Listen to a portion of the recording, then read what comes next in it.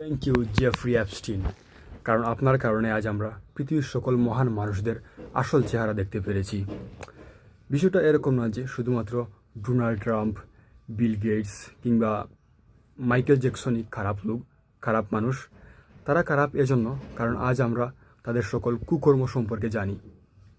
আপনার বাবা, আপনার ভাই কিংবা আপনার চাচা, এদেরকে আপনি ভালো দেখতেছেন কারণ আপনি তাদের কুকর্ম সম্পর্কে জানেন না।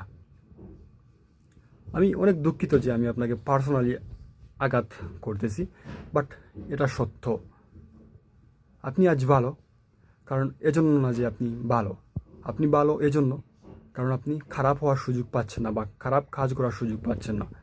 যখন আপনার কাছে খারাপ কাজ করার সুযোগ থাকবে এবং ওই কাজটাকে হ্যান্ডেল করার মতো ক্ষমতা আপনার কাছে থাকবে, তখন আপনিও খারাপ কাজ করবেন, আপনাকে কেউ আটকাতে পারবে না। আর এটাই বাস্তবতা। আমি অনেক আগে একটা ভিডিও দেখেছিলাম যেখানে একজন মহিলা অনেক দর্শককে বলেছিলেন যে আমি 6 ঘন্টা এই স্টেজে থাকবো, আপনারা যা ইচ্ছা তা আমার সাথে করতে পারবেন। এবং বলেন তো তার সাথে কী হয়েছিল? এমন কোনো কিছু নাই যে তার সাথে হয়নি। সো মানুষ এরকমই, যখন তারা সুযোগ পাবে তখন তারা যা ইচ্ছা তাই করবে। আর ক্ষমতাবান ব্যক্তিরা আমাদের সাথে ওইটাই করতেছে।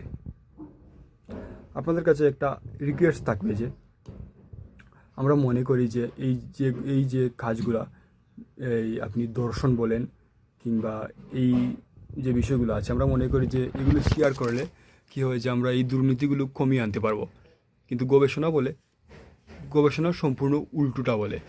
আমরা যতই দর্শন কিংবা যেই কাজগুলোর পেছনে আমাদের ডমিনেন্স থাকে, যেগুলোতে আমরা অন্যকে নিচে রেখে বা অন্যের সাথে অত্যাচার করতে পারি, যখন আমরা এই কাজগুলো নিয়ে অনেক আলোচনা করি বা সমাজের সবাইকে জানিয়ে দেই, এটা কিন্তু আমরা করি সাধারণত যাতে এই কাজগুলো পরবর্তীতে কম হয়।